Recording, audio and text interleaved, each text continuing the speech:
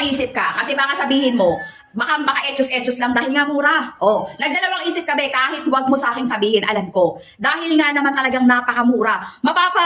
Overthink ka talaga. Ano ba to? Bakit ba napakamura? Legit ba to? Authentic ba to? Bakit sobrang mura?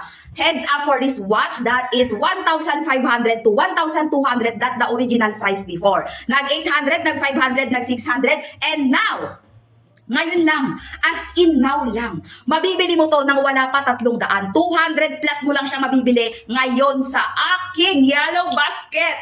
Tama ka lang narinig mga boss, mga ma'am and sir, bossing, madam and sir, 200 plus now lang. Pero hindi ko alam kung hanggang kailan. Hindi ko maipapangako kung hanggang kailan siya 200 plus. Baka bumalik ng 1,100 or more pa kasi magbe-bare months na. Oh, pag dumaan ako sa FYP mo, habang 200 plus pa lang, i-check out mo na. Bilhan mo na lahat ng mga mahal mo sa buhay. Pure stainless steel to Bebs rotating vessel. Ilalagay ko yung link ni Oros natin na rotating vessel, green color. Ilalagay ko yung link dyan. Ilalagay ko rin yung pinaka-design ng ganitong Oros brand natin, assorted color, dyan din sa link niya kay Oros lang din.